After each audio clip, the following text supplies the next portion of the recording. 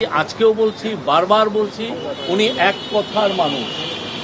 উনি বারবার বলেছেন যে জুন 30-এর পরে ইলেকশন যাবে না। আপনাকে ওনাকে ট্রাস্ট করতে হবে। এটা ডিসেম্বর থেকে জুন মাসের 30 তারিখ পর্যন্ত এর মধ্যে ইলেকশন হবে। ওই জুন মাসের 30 তারিখে জুলাই মাসের 1 তারিখে যাবে না। প্রফেসর মোহাম্মদ ইউনূসের মিটিং হয়। আজকের মিটিংয়ে ওনার সাথে 3 জন উপদেষ্টা ছিলেন।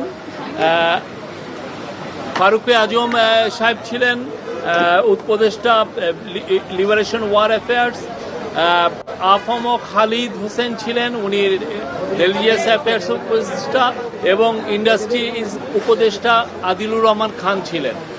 তো আজকে আপনি জানেন যে আজকের মিটিং কালকেরই মিটিংয়ের একটা কন্টিনিউশন, এবং এই মিটিংয়ের মূল যে থিমটা ছিল যে এই পার্টিগুলো আসলেন, পার্টির যে লিডাররা তারা স্যারকে, প্রফেসর ইউনূসকে সমর্থন জানিয়েছেন, তার রিফর্ম, তার বিচার, এবং আমরা যে রিফর্ম করছি, আমরা যে বিচারের কার্যক্রম শুরু করেছি, এবং আমরা যে নির্বাচনের জন্য যে কাজ করছি সেইটার জন্য তারা তাদের সম্পূর্ণ সমর্থন জানিয়েছেন।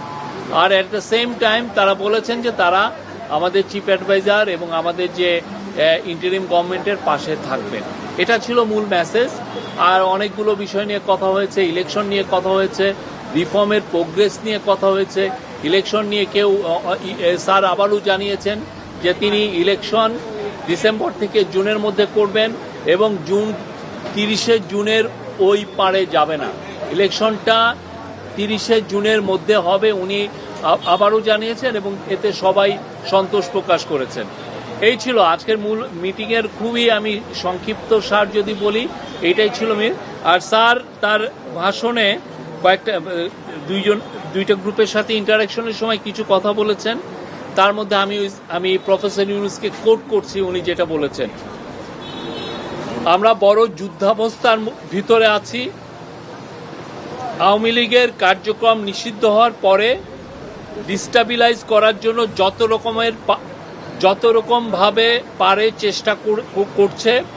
এটা থেকে আমাদের রক্ষা করতে হবে। তারা কিছুতেই মেনে নিতে পারছে না। বিভাজন থেকে আমাদের উদ্ধার পেতে হবে, ঐক্যমত থাকতে হবে। আত্মমর্যাদাপূর্ণ জাতি হিসেবে আমরা যতটুকু দাঁড়াতে পেরেছি এটা যেন সামনের দিকে যায়। সবাই একসঙ্গে বসাতে উনি বলছেন যে আমি মনে সাহস পেলাম। সুষ্ঠু নির্বাচন করতে না পারলে আমি অপরাধী অনুভব করব। আর তারপরে বলেছেন যে মহাসুযোগ পেয়েছি অভ্যুত্থানের কারণে। ধ্বংস হয়ে যাওয়া দেশকে টেনে আনা, আওয়ামী লীগকে নিষিদ্ধ করার সঙ্গে সঙ্গে আর একটা যুদ্ধ পরিস্থিতি তৈরি হয়েছে দেশের ভিতরে এবং বাইরে, যাতে আমরা এগোতে না পারি, যাতে সব কিছু কলাপস হয়ে যায়, আবার যাতে গোলামিতে ফেরত যাই। এটা উনি বলেছেন। মানে যারা এই কনস্পাইরেসিগুলো করছে তাদের ইন্টেনশন হচ্ছে আমরা যেন আবার গোলামিতে ফেরত যাই।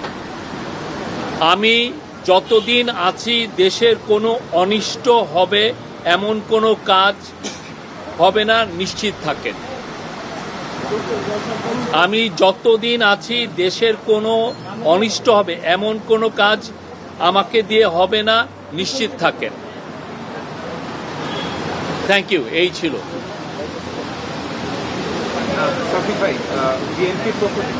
আপনি কোন? আচ্ছা বলেন, আপনার নাম কি?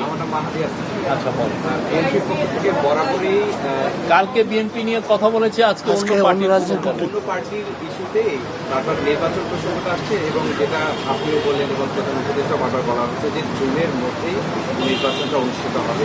কিন্তু বিএনপি বা অন্যান্য কিছু দল, কালকে যে দলগুলো যে দলগুলো কথা বলেছে, তারা একটা শিডিউলের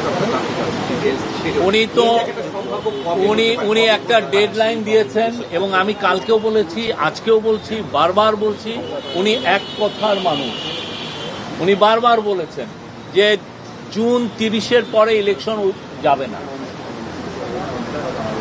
আপনাকে ওনাকে ট্রাস্ট করতে হবে। এটা ডিসেম্বর থেকে জুন মাসের 30 তারিখ পর্যন্ত এর মধ্যে ইলেকশন হবে। ওই জুন মাসের 30 তারিখে জুলাই মাসের 1 তারিখে যাবে না। রোডম্যাপের সম্ভাব্য একটা ধারণা আপনি রোডম্যাপ এটাই আপনাকে ওইটা যখন সময় আসবে উনি রোডম্যাপ বা যেটা শিডিউল সেটা ঘোষণা করবেন।